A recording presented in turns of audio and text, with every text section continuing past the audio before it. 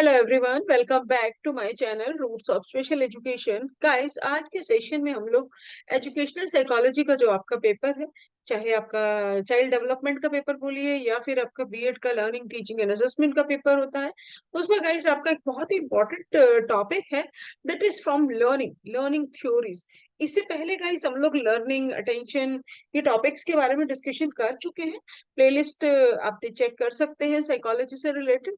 तो आज की जो वीडियो है, आज का जो सेशन है गाइस, ये बहुत ही इम्पोर्टेंट सेशन है।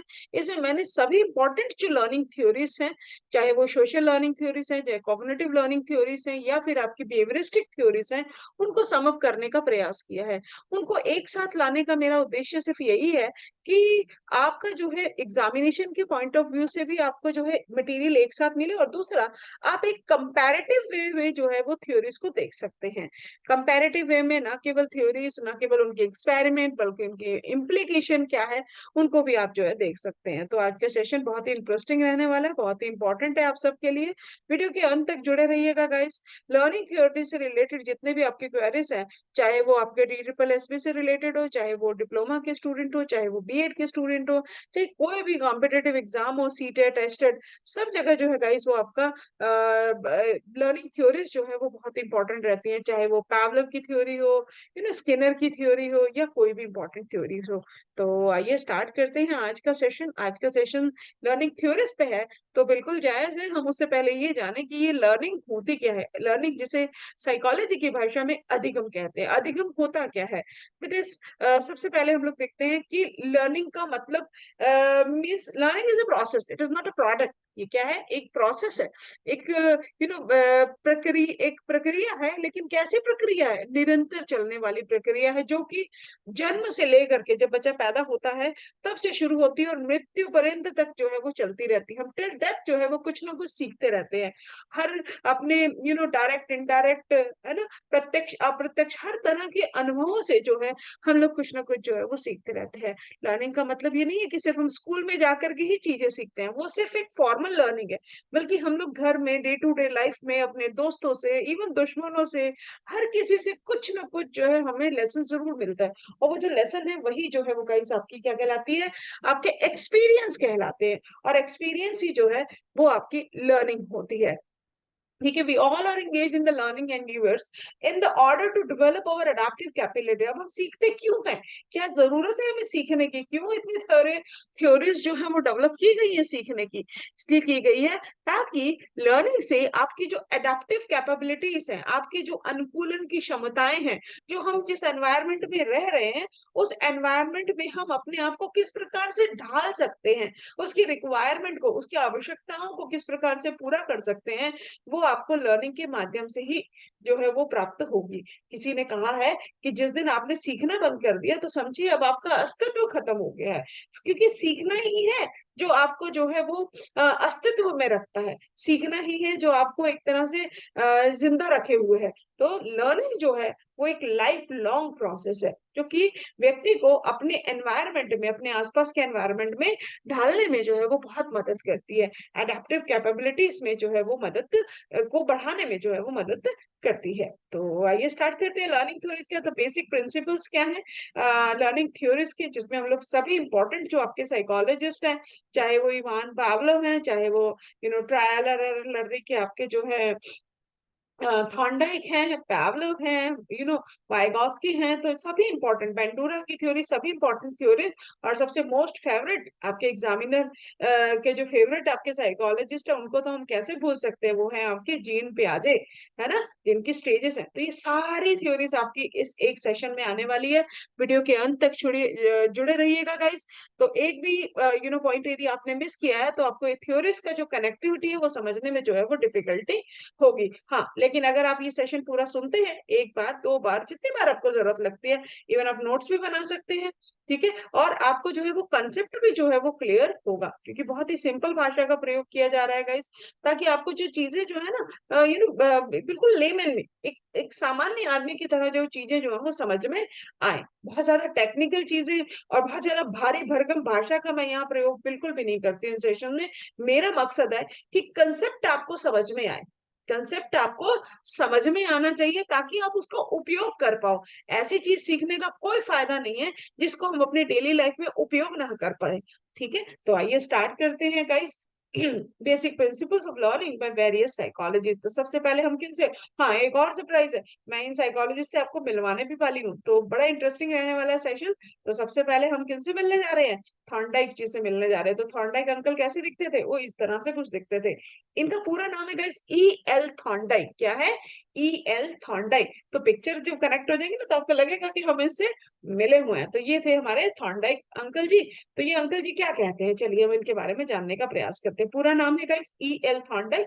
ठीक है, थ्योरी जो इन्होंने दी थी उसका नाम है ट्रायल एंड एरर लर्निंग। क्या है, trial and error learning. Hindi में इसे कहते हैं त्रुटि और प्रयास। ठीक है, या फिर आप भूल और प्रयास विधि भी आप इसे कह सकते हैं, कि हम लोग गलतियां करते हैं, बार बार प्रयास करते हैं और चीजों को सीखते हैं। ये उनका कहने का तात्पर्य था। तो बेसिक्स क्या है गाइस इस थ्योरी का, सबसे पहले तो ये जानते हैं थॉर्नडाइक क्या कहना चाह रहे थे इस थ्योरी के माध्यम से। वो कहते हैं कि ट्रायल एंड एरर, ट्रायल यानी कि प्रयास, बार बार हम प्रयास कर रहे हैं किसी चीज का, और एरर हमसे गलती हो रही है, हमसे त्रुटि हो रही है। ये दो चीजें, भूल और प्रयास, गांठ बांध लीजिए, क्या बोल रहे हैं, भूल और प्रयास। जो प्रयास करेगा उसी से ही गलतियां होंगी, जिसने प्रयास ही नहीं करना उससे गलतियां होंगी कैसे, वो तो बिल्कुल परफेक्ट है बंदा, है ना। लेकिन जो प्रयास करेगा, जो कोशिश करेगा, उससे गलतियां जरूर होंगी। ठीक है, और गलतियां कर रहे हो तो इसका बिल्कुल मतलब है कि आप सीख रहे हो चीजों को। ये कहना था आपका थॉर्नडाइक का। Trial and error is a fundamental method. वो कहते हैं कि ये एक मूलभूत तरीका है, एक मौलिक तरीका है, किस चीज का, प्रॉब्लम सॉल्विंग का प्रॉब्लम सॉल्विंग का, समस्या का समाधान करने का। ठीक है, it is characterised by repeated varied attempts which are continued until success or until the practitioner stops trying। तो वो क्या कह रहे हैं कि अब ये ट्रायल और एरर में होता क्या है एक्चुअल में, इसमें भूल और प्रयास विधि में क्या होता है, हम इसे प्रॉब्लम सॉल्विंग करें, कोई भी समस्या है हम उसका समाधान कर रहे हैं। और इसमें क्या चीजें शामिल होंगी कि आप जो है बार बार रिपीटेड ट्रायल करोगे, बार बार कोशिश करोगे, बहुत सारे अटेम्प्ट करने वाले हो, बार बार कोशिश प्रयास करने वाले हो, और अपनी जो है तब तक ये अटेम्प्ट कंटिन्यू रखोगे जब तक कि आपको सक्सेस जो है वो नहीं मिल जाएगी, जब तक आपको जो है वो सफलता नहीं मिल जाएगी, तब तक जो अभ्यास करता है, तब तक जो प्रैक्टिशनर है, वो जो है वो प्रयास करना बंद नहीं करेगा। तो ये ईएल थॉर्नडाइक का कहना था, भूल और प्रयास विधि।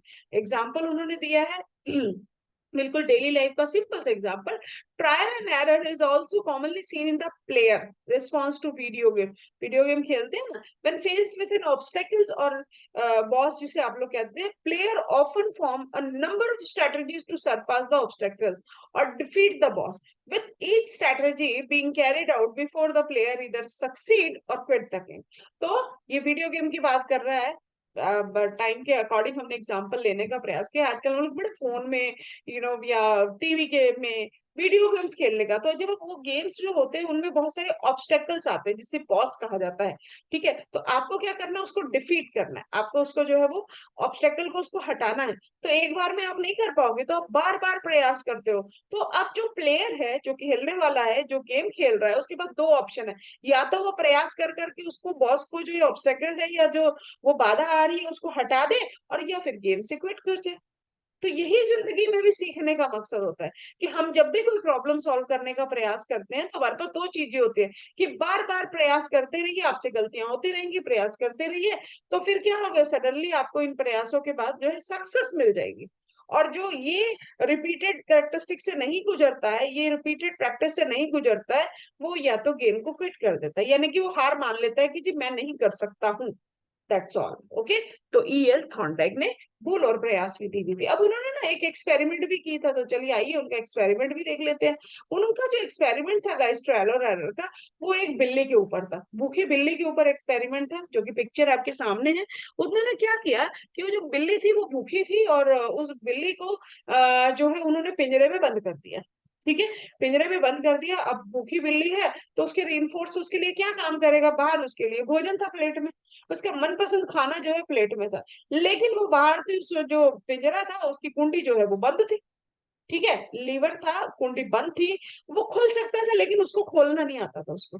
वो जो लैच था, वो जो लीवर था, उसको उसको खोलना नहीं आता था। उसने इस तरीके से बाहर से बंद कर रखा था। अब बिल्ली भूखी थी तो अब क्या करे, भोजन सामने दिख रहा है, ठीक है, तो अब बिल्ली क्या करेगी, प्रयास करेगी। और प्रयास करते हुए ऐसा तो नहीं है पहली बार में बटन दबाएगी और बाहर आ जाएगी। उसको तो पता ही नहीं है कि वो लीवर कहाँ बना हुआ है, वो बटन कहाँ लगा हुआ है, उसको तो कुछ नहीं मालूम है। तो वो क्या करेगी, बार बार प्रयास करेगी, क्योंकि उसको भोजन पाना ही है, भोजन पाना सफलता है। वही तो वो, अब उसको सीखना क्या है, यहाँ पे सीखना ये है कि इस दरवाजे को खोल करके बाहर कैसे आना है। समझ रहे, तो बार बार वो प्रयास कर रही है। अब वो प्रयास करते हुए कई सारे रिपीटेड एफर्ट कर रही है। कभी वो सलाखों को तोड़ने का प्रयास करती है, कभी पिंजरे को हिलाती है, कभी सलाखों को बीच में से बाहर आने का प्रयास कर रही है, कभी ऊपर कभी दाएं बाएं उछल कूद करते कि कहीं से ये पिंजरा जो है वो खुल जाए और मैं बाहर जाके फटाफट अपनी भूख शांत कर लूं। ठीक है, अब देख रहे पिक्चर के माध्यम से, पहली पिक्चर में किस तरह से अपने पैर को बाहर निकाल करके प्लेट को खींचने का प्रयास कर रही है, पर असफल हो रही है ना, प्रयास कर रही है लेकिन गलती होगी, नहीं कर पाई। फिर उसके बाद में सलाखों को तोड़ने का प्रयास कर रही है, फिर ऐसे ही दूसरा भी एफर्ट कर रही है। तो जब इस तरह से वो लगातार एफर्ट कर रही है, हार नहीं मान रही है वो बिल्ली, तो क्या होता है इन एफर्ट्स में, ये जो गलतियां हो रही है ना, इन गलतियों में एक एफर्ट उसका सही हो जाता है, और कहीं ना कहीं से वो जो लीवर है, वो जो धागा है वो खिंच जाता है, और वो जो दरवाजा है वो खुल जाता है ना। उसने इस तरह से बंद कर रखा है ना, ये थोड़ा सा वैसा जैसे चूहे का पिंजरा होता है ना, जैसे हम लोग उसको बंद करते हैं, वो कुछ उसी तरह से है।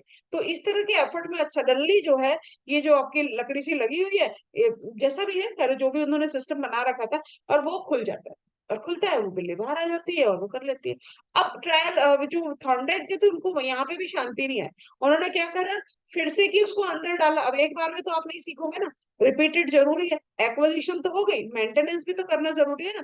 तो वो क्या करते हैं, बार बार बार, फिर उसने बिल्ली को अंदर डाला, जब वो फिर भूखी हो गई कुछ समय के बाद में, फिर अंदर डाला।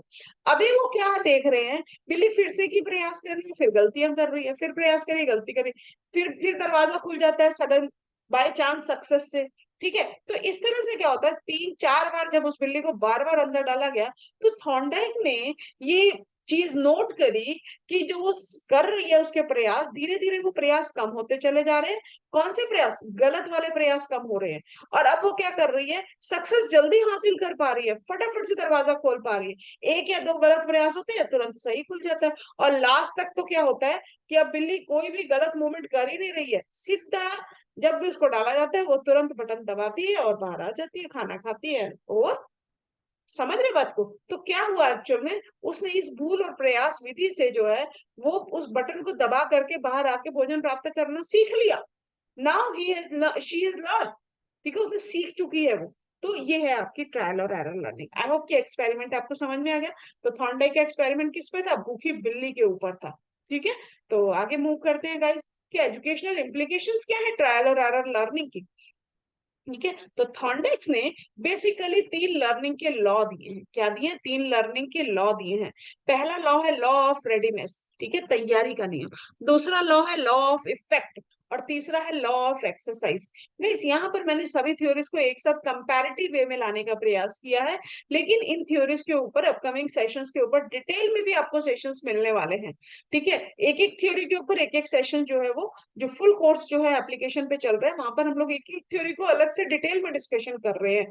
ठीक है, लेकिन यहाँ पे मैंने आपको जो है वो कंपैरेटिव वे में लाने का प्रयास किया है, ताकि आपका जो है एग्जामिनेशन पॉइंट ऑफ व्यू से, और जो है वो चीजों को कंपेयर करके, मुझे लगता है हम लोग बेहतर तरीके से चीजों को सीखते हैं।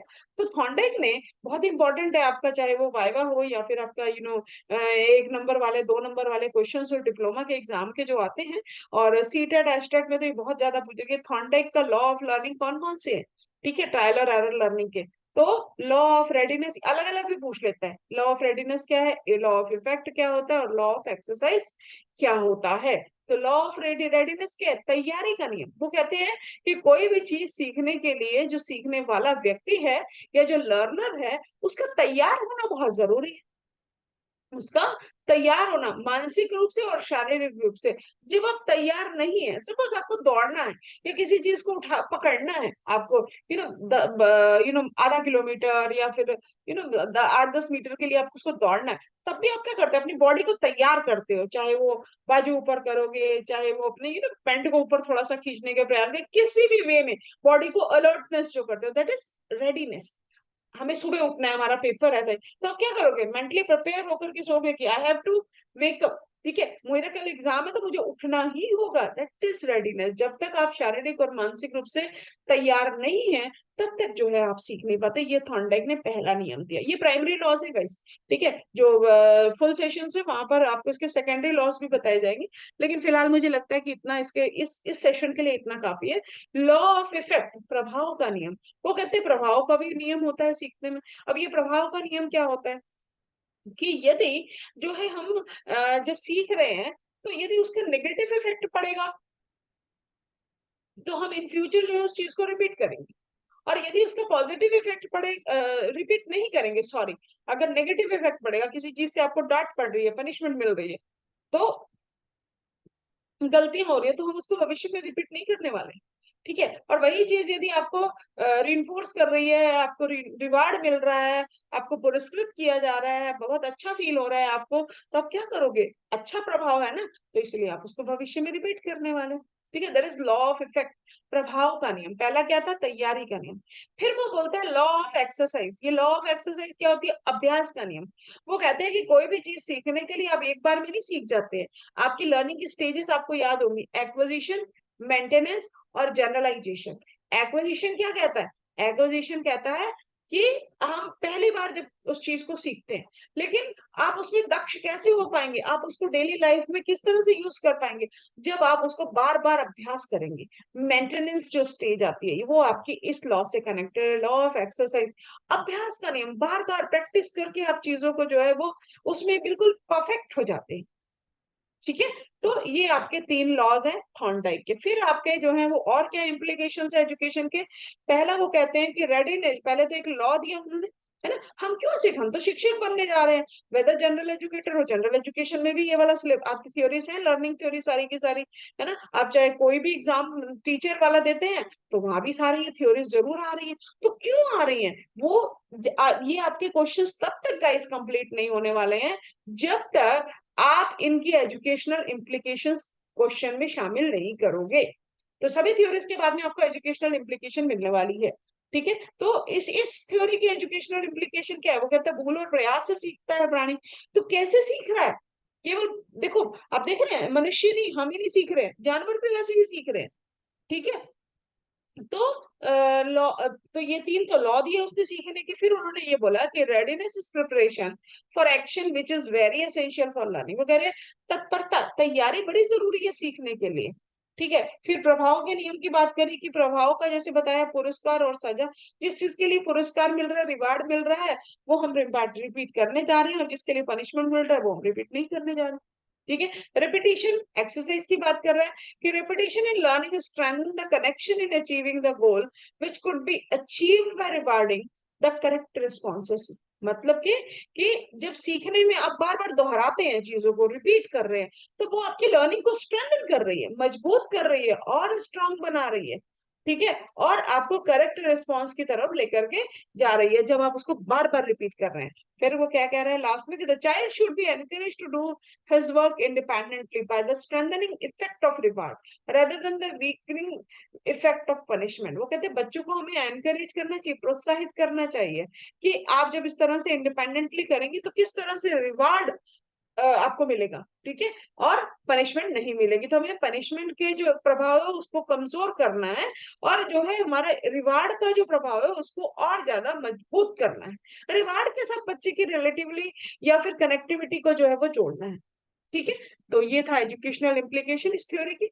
नेक्स्ट हम आ जाते हैं थ्योरी ऑफ पैवलोव, इवान पैवलोव। पूरा नाम क्या है, तो मिलना है पैवलोव सर से, तो चलिए आइए मिल लेते हैं। तो ये है आपके डॉक्टर इवान पैवलोव, साइकोलॉजिस्ट हैं, बिहेवियरिस्टिक है, व्यवहारवादी मनोविज्ञान से हैं। तो इनकी थ्योरी कौन सी है, तो हम लोग जनरली ना जब हम पढ़ा करते थे ना, तो हम लोग ने चाहे डिप्लोमा किया या बीएड की, एमएड की, है ना, चाहे साइकोलॉजी पढ़ी, तब भी हम लोग क्या है, हम लोग थ्योरीज कैसे याद, मैं अपनी बात कर रही हूँ, हम लोग थ्योरी कैसे याद रखते थे कि जान किसके ऊपर एक्सपेरिमेंट है उससे कनेक्ट करके, कि ये बिल्ली वाली थ्योरी है, कि ये बंदर वाली थ्योरी है, कि ये कबूतर वाली थ्योरी है, या कुत्ते वाली थ्योरी है, या क्या। इस वे में हम लोगों ने सीखा है, तो बड़ा इंटरेस्टिंग रहता था वो समय भी। तो थ्योरी ऑफ पावलोव, तो आई थिंक आप लोग भी अब उस स्टेज पे हैं, तो शायद यही पैटर्न आप लोग भी रखते होगे कि याद कैसे रखना है ना। थॉर्नडाइक की थ्योरी कैसी है, बिल्ली की थ्योरी है, तो पावलोव की थ्योरी कैसी है ना। तो बताइए कैसी थ्योरी है इनकी। थ्योरी जो है, इनका जो एक्सपेरिमेंट है, थ्योरी क्या होती है, एक्सपेरिमेंट जो इन्होंने किया था, जिसके ऊपर थ्योरी को बेस्ड किया इन्होंने, है ना, सिद्धांत बनाया इन्होंने, तो वो आपकी किसकी होती है, डॉग पे थी। तो क्या एक्सपेरिमेंट था उसको हम लोग देखते हैं, पहले थ्योरी का बेसिक देख लेते हैं। और थ्योरी का नाम क्या है, तो इवान पावलोव ने जो थ्योरी दी थी वो थी आपकी क्लासिकल कंडीशनिंग। हिंदी में इसे कहते हैं शास्त्रीय कंडीशन या प्राचीन अनुबंधन। यदि आप नोट्स बनाना चाहते हैं तो आप लोग जो है वो बना सकते हैं। प्राचीन अनुबंधन क्या थी आपकी थ्योरी, प्राचीन अनुबंधन। ठीक है, तो ये प्राचीन अनुबंधन क्या था गाइस, क्या कहते हैं ये ना, ये बहुत पुरानी थ्योरी थी आपकी। ठीक है, तो क्या थी बेसिक्स ऑफ थ्योरी, क्या था, if the classical conditioning process is successful, a learned response will form based on unconscious association between two different stimuli. There are three steps in this process: before conditioning, during conditioning, and after conditioning. ठीक है, तो यहाँ पे बात अनुबंधन की कर रहे हैं। ये अनुबंधन क्या होता है गाइस, अनुबंधन का अर्थ होता है दो चीजों को बीच में बांधना। और अब वो दो चीज यहाँ पर क्या है, जहां बात व्यवहारवादी सिद्धांत की आती है, वहां दो चीजें होती है गाइस, एक होता है स्टिमुलस और एक होता है रिस्पॉन्स। स्टिमुलस को हिंदी में बोलते हैं उद्दीपक, क्या बोलते हैं, उद्दीपक। और रिस्पॉन्स को क्या बोलते हैं, प्रतिक्रिया, है ना। हमारे वातावरण में बहुत सारे स्टिमुलस है, ठीक है। मान लीजिए अब हमारे सामने मोबाइल है, तो ये एक स्टिमुलस है, तो अब आप उसको देख के क्या करोगे, ऑफ कोर्स आप किसी को फोन मिला रहे हो, है ना, या फिर कोई वीडियो कॉल करके देख रहे हो, या फिर कोई आप किसी से व्हाट्सएप पे चैट कर रहे हो, तो ये आपका रिस्पॉन्स है उस स्टिमुलस के प्रति। सपोज एक स्टिमुलस मुझे दिखा पेन, तो अब आप क्या करोगे, अब पेन को तो नहीं देखोगे ना, पेन से तो कोई वीडियो नहीं चलने वाला, पेन से हम लिखने लग जाएंगे। तो this is stimulus and response, है ना। कोई स्टिमुलस है, अभी कोई स्टिमुलस आया वातावरण में, मुझे रिंग सुनाई दी कि फोन बज रहा है ना, तो मैं भाग के गई और अपना फोन उठाया और देखा कि भाई किसका फोन बज रहा है। तो ये क्या है, स्टिमुलस और रिस्पॉन्स, दो चीजों के बीच में अनुबंधन जब बॉन्डिंग हो जाती है, उसे हम लोग जो है वो कंडीशनिंग कहते हैं। तो यहाँ इवान पावलोव जो है वो प्राचीन अनुबंधन की बात कर रहे हैं, जहाँ पे दो डिफरेंट चीजों के बीच में एसोसिएशन हो रहा है। और यहाँ पे जो कंडीशनिंग है की प्रोसेस है वो थ्री स्टेप्स में है: before conditioning, during conditioning, and after conditioning. तो ये क्या है, जरा हम इनको देखते हैं गाइस। तो इन्होंने जो एक्सपेरिमेंट किया था गाइस, वो डॉग के ऊपर किया था, बड़ा ही फेमस एक्सपेरिमेंट है, एग्जामिनेशन में भी बहुत ज्यादा पूछा जाता है। तो ये तीन तीन स्टेजेस हैं क्या, बिफोर कंडीशनिंग, ड्यूरिंग कंडीशनिंग और आफ्टर कंडीशनिंग। एक्चुअल में थॉर्नडाइक क्या कहते हैं, सॉरी इवान पावलोव क्या कहते थे कि कोई भी नेचुरल स्टिमुलस है, नेचुरल स्टिमुलस जैसे कि फूड, भोजन, तो हमें उसके प्रति रिस्पॉन्स कैसा आएगा, नेचुरल रिस्पॉन्स आएगा। भोजन को देख के हो सकता है कि हमारी लार टपकने लग जाए, तो इसमें तो कुछ गलत नहीं है ना। भोजन को देख के आपको भूख प्रतीत होने लग जाए, कुछ गलत नहीं है। पानी को देख के प्यास लग रही है, कुछ भी गलत नहीं है ना। अच्छा स्वादिष्ट भोजन, आपका मनपसंद भोजन आया और आपका सलाइवा आने लग गया, कुछ भी गलत नहीं है इसमें। तो क्या है ना, बहुत तेज हवा आ रही है, आपकी आंखें अपने आप बंद हो रही हैं, है ना, बहुत तेज शोर आया, आपने जो है अपने कानों को बंद कर लिया हाथों से। तो ये क्या है, नेचुरल स्टिमुलस और नेचुरल रिस्पॉन्स, यानी कि प्राकृतिक उद्दीपक था, तो आपने उसके प्रति प्राकृतिक ही तो रिस्पॉन्स करा है ना। बहुत शोर होने पे आप नाचोगे, बहुत शोर होने पे क्या करोगे, हम एकदम से क्या करते, कान बंद कर लेते, एकदम से कहीं अभी दिवाली आने वाली है तो क्या होगा, बहुत सारे पटाखे फूटने की आवाज आएगी, तो जब बहुत तेज आवाज आती है तो आप क्या करते हो, आप अपने कानों को बंद कर लेते हो। तो नेचुरल स्टिमुलस, नेचुरल रिस्पॉन्स। तो पावलोव का कहना था कि नेचुरल स्टिमुलस के प्रति तो नेचुरल रिस्पॉन्स ओके है, लेकिन किसी न्यूट्रल स्टिमुलस या अननेचुरल स्टिमुलस के प्रति जो है अगर इस तरह का रिस्पॉन्स आ रहा है, तो उसके पीछे क्या है कारण है, तो वो बॉन्डिंग है, वो किस चीज की बॉन्डिंग है, तो वो देखते हैं जरा हम लोग। तो इन्होंने क्या करा, बिफोर कंडीशनिंग गाइस क्या होता है कि पैवलोव क्या करते हैं, एक एक्चुअल में पैवलोव का एक छोटा सा आपको मैं दे देती हूँ, आपको स्टोरी इस टाइप की बता देती हूँ कि एक्चुअल में जो इवान पैवलोव है वो क्या थे, फिजियोलॉजिस्ट थे, शरीर शास्त्री थे। ठीक है, तो वो अपने एक्सपेरिमेंट लैब में करते रहते थे। तो उन्होंने एक एक्सपेरिमेंट जो है वो डॉग के ऊपर करे थे, जहां से ये थ्योरी जो है वो, उस थ्योरी का जन्म हुआ। ठीक है, कैसे ये थ्योरी आई, आपको हर बुक्स में ये स्टोरी मिल जाएगी आपको। ठीक है, तो उन्होंने क्या करा, वो एक एक्सपेरिमेंट डॉग के ऊपर कर रहे थे, तो उनके साथ एक लैब असिस्टेंट था कोई, तो उन्होंने डॉग का ना स्लाइवा से रिलेटेड कुछ ना कुछ ऐसा कुछ कर रहे थे। तो उन्होंने ये देखा कि जब वो भोजन उसके आगे, डॉग के आगे रखा जा रहा है, तो ओके स्लाइवा आ रहा है, लेकिन वो एक उनका जो लैब असिस्टेंट था ना, वो जब भोजन लेकर के आ रहा है, तो इसने कहा ठीक है, तो सलाइवा तो आएगा ही आएगा, ओके। लेकिन एक दो बार उन्होंने ऐसा नोटिस करा कि भोजन का टाइम नहीं होता है। ठीक है, भोजन का टाइम नहीं है। वो जो लैब असिस्टेंट था, कुछ भी नाम रख लीजिए उसका, रामू शामू वटेवर। ठीक है, तो वो जब रामू आता है किसी काम से पावलव के पास में, किसी भी कोई फाइल उठाने आया, कुछ आया, तो वो जो डॉग था ना, वो उनको देख करके, रामू को देख करके, और उसका सलाइवा आना शुरू हो जाता है। क्योंकि डॉग के दिमाग में क्या बैठ चुका था कि ये जो रामू है, ये जो लैब असिस्टेंट जो था पावलव का, ये जब भी आता ना मेरे लिए कुछ खाने का लेकर के आता। तो डॉग ने क्या करा, उस रामू के साथ में अपनी खाने की जो, मतलब भोजन था, उसको बांध दिया, उसने एसोसिएशन कर दिया, उसने उसकी कंडीशनिंग कर दिया, उसके साथ जोड़ दिया। ये है कंडीशनिंग। ठीक है, तो अब पैवलव ने नोटिस किया कि भाई भोजन के प्रति अगर इसका सलाइवा आ रहा है, तो बात कुछ समझ में आ रही है, इट्स ओके, ओके ये तो नेचुरल है, ओके ये तो कोई फिजियोलॉजी का काम है, ओके। लेकिन ये बंदे को देख के, इस व्यक्ति को देख करके क्यों इसके मुंह से सलाइवा आ रहा है, ये तो कोई व्यवहार की बात है, ये तो कुछ साइकोलॉजी से कनेक्टेड है। और वहां से क्लासिकल कंडीशनिंग थ्योरी का जन्म हुआ। और उन्होंने फिर जानबूझ के एक एक्सपेरिमेंट करा।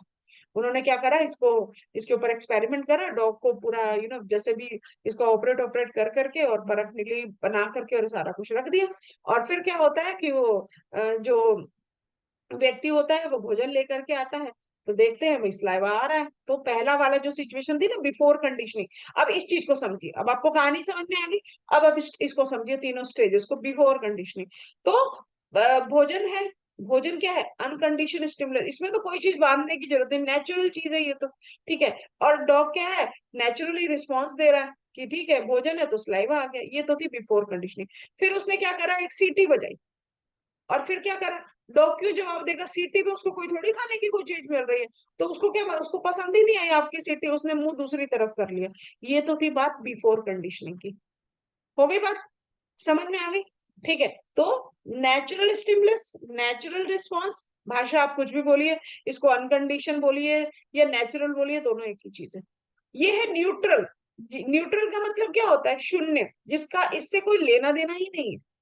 सीटी का भोजन से क्या मतलब है, सीटी का स्लाइवा से क्या लेना देना, सीटी बजने पे स्लाइवा क्यों आएगा, आएगा ही नहीं, है ना। तो ये तो थी बिफोर कंडीशनिंग। तो ऑब्जेक्ट कितने हो गए हमारे पास, भोजन हो गया, डॉग हो गया, और एक सीटी है, एक ये विसल है। ओके, अब बात आई ड्यूरिंग करने। अब उसने थोड़ा सा साइकोलॉजी लगाई और जानबूझ के कुछ करने का प्रयास किया। क्या करा उसने, अब इस सीटी को उठाया, और जब डॉग को भोजन देना था ना, तो पहले सीटी बजाई और फिर भोजन दिया, पहले सीटी बजाई और फिर भोजन दिया। लेकिन इसके बीच में गैप बिल्कुल भी नहीं था, बिल्कुल स्पॉन्टेनियस, सीटी बजाई और भोजन दे दिया, यानी कि आधे घंटे बाद दे रहा है, तब ये कंडीशनिंग नहीं होने वाली है। तो सीटी बजते ही भोजन आ गया। ठीक है, विद इन सेकंड, 30 सेकंड, इतना, इससे ज्यादा का समय नहीं हो।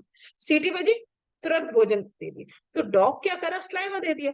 और इस चीज को उसने क्या करा, बार बार रिपीट करा, एक बार में कुछ नहीं होने वाला, बार बार रिपीट कर रहा है, बार बार। अभी मैं आपको एक दो एग्जांपल भी दूंगी, तो आपको और अच्छे से कहानी समझ में आ जाएगी। क्योंकि हम लोग भी डेली लाइफ में ये कंडीशनिंग, ये सब करते हैं। हमारी जो हैबिट फॉर्मेशन होती है, आदतों का निर्माण होता है, वो इसी थ्योरी के माध्यम से होता है एक्चुअल में।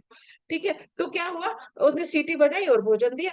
तो ये प्लानिंग हो, ये अब कंडीशनिंग हो रही है, ये दूसरी स्टेज आ गई। पहली स्टेज बिफोर कंडीशनिंग, भोजन, भोजन पे कोई स्लाइवा आया, ठीक है, सीटी पे कुछ भी नहीं आया, डॉग ने देखा भी नहीं। फिर उसने क्या करा, सीटी के बाद में भोजन दिया। सीटी पहले, न्यूट्रल स्टिमुलस पहले आएगा, फिर भोजन आया, दोनों को प्लस कर दिया, स्लाइवा आया।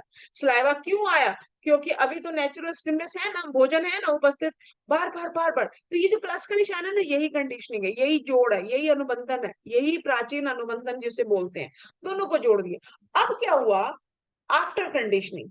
आफ्टर कंडीशनिंग क्या हुआ कि भोजन हटा दिया उसने, सिर्फ सीटी बजी, जैसे वो रामू के आने पे स्लाइवा हो रहा था ना, तो वही काम यहाँ पर हुआ। उनने क्या करा, सीटी बजी और डॉग ने तो वो स्लाइवा करने पूरे शुरू कर दिया, स्लाइवा बाहर आने लग गया। तो ये जो सीटी थी यहाँ पर, जहाँ भोजन को हटा दिया गया, ये बन गया आपका कंडीशन स्टिमुलस और ये बन गया आपका कंडीशन रिस्पॉन्स। समझ आ गई? तो ये है आपकी एक्सपेरिमेंट क्लासिकल कंडीशनिंग का, जो इवान पावलोव ने किया था। बाद में उन्होंने और कई सारी चीजों से जोड़ा कि एक लाइट ऑन करी फिर भोजन दिया, एक जो है कोई क्लैप कर करके भोजन दिया, कई सारे उन्होंने एक्सपेरिमेंट इसको ऐड ऑन करते चले गए। और बार बार यही देखा कि जो चीज नेचुरल स्टिमुलस के साथ बार बार प्रेजेंट करी जा रही है, नेचुरल स्टिमुलस का जो प्रभाव है वो उसके अंदर भी आ रहा है। तो एक्चुअल में जो भोजन से जो स्लाइवा लाने की ताकत थी ना, वो अब सीटी के अंदर भी आ गई, क्योंकि सीटी बार बार भोजन के साथ में लगा करके दिए। इसके साथ में अब ये सीटी तो कौन सी गेम वगैरह में जो सीटी चलाते हैं वो वाली, अब इसकी जगह आप मंदिर की घंटी बजाओगे तो कुछ नहीं होने वाला, या कोई और प्रकार की सीटी बजाओगे तो नहीं होगा। कंडीशनिंग सिर्फ इसके साथ हुई है, तो आफ्टर कंडीशनिंग रिस्पॉन्स भी इसी के साथ आने वाला। ठीक है गाइस, तो ये था आपका क्लासिकल कंडीशनिंग का आपका यू नो एक्सपेरिमेंट जो पावलोव ने किया था। इसी को आप देखते हैं कि एग्जाम्पल जो है एक दो ले लेते हैं। ठीक है, तो जैसे कि आपका इन्होंने एक एनिमल का एग्जांपल लिया है कि आप कोई पालतू जानवर जो है वो पालते हैं। ठीक है, क्लासिकल कंडीशनिंग कैसे यूज करते हैं, पालतू जानवर ज्यादातर हम लोग जो है इनके लिए यूज करते हैं डेली लाइफ में, जितने भी आप कार्य करते हैं या फिर कोई भी चीज हैबिट फॉर्मेशन होता है, उसके लिए हम लोग जनरली यूज कर सकते हैं। किसी भी पेट को, कोई भी आप चाहे बंदर हो, चाहे आप जो है वो कुत्ते को पाल रहे हैं, ठीक है, तो उनके लिए जो है जनरली हम लोग जो है ये क्लासिकल कंडीशनिंग ही जनरली यूज करते हैं। ठीक है, तो उनको प्रशिक्षण देने के लिए ये चीज यूज की जा सकती है। ठीक है, तो जैसे कि यहाँ पे जो एग्जांपल दिया जा रहा है वो ये कह रहे हैं कि जब एक कोई मालिक है और वो अपने डॉग को जो है रोज सुबह टहलाने के लिए लेकर के जाता है। ठीक है, तो हो सकता है कि वो टहलाने जब जाता है तो पहले वो चाबी उठाता है, ठीक है, गेट खोलने के लिए, और फिर वो उसको बाहर लेकर के जाएगा, घूमने के लिए जा रहा है। तो डॉग को जो है वो, अगर ये तो सुबह की बात हो गई, रोज वो सुबह लेकर के जाता है, सुबह उसने चाबी उठानी है, गेट खोलना है, अभी कोई भी नहीं उठा और अपने डॉग को लेकर के जाएगा, जो भी बंदा उस पेट की देखभाल करता है।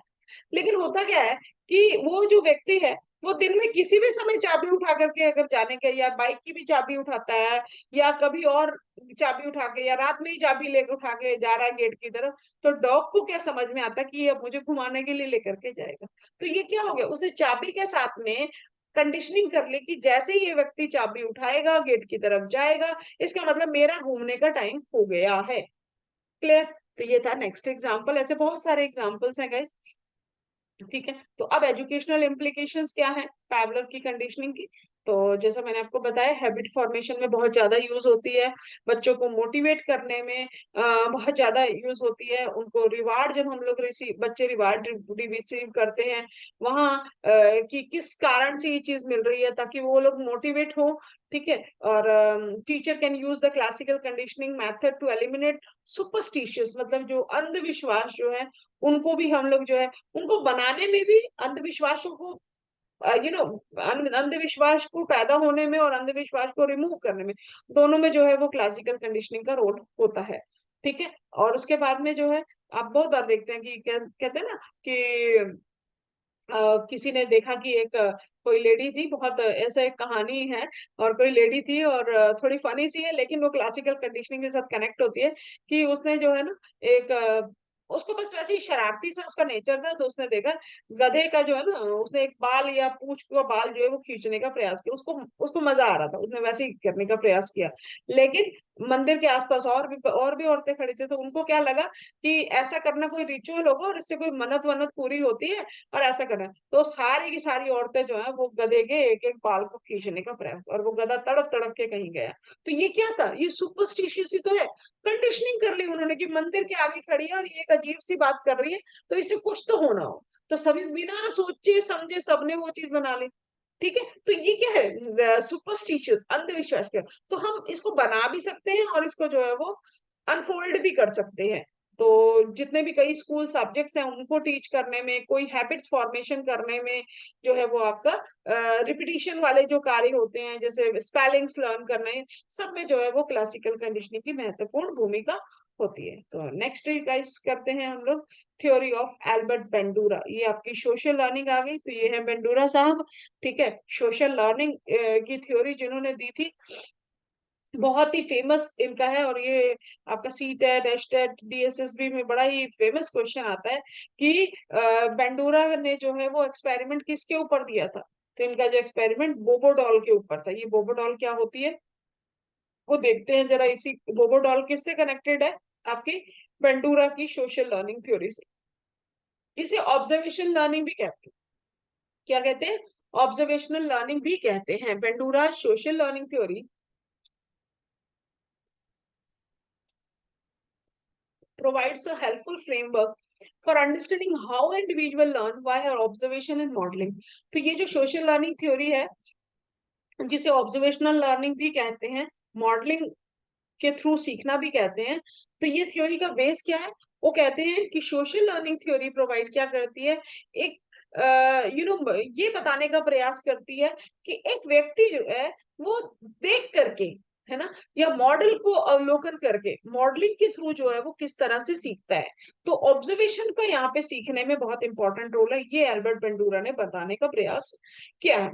एक एग्जाम्पल दिया गया है कि डेली लाइफ में हम लोग किस तरह से करते हैं, रियल लाइफ में children's imitating their parents, friends, famous personalities, and even fictional characters on television।